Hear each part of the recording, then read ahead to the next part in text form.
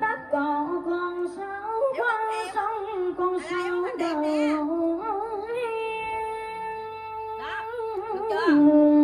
nhà.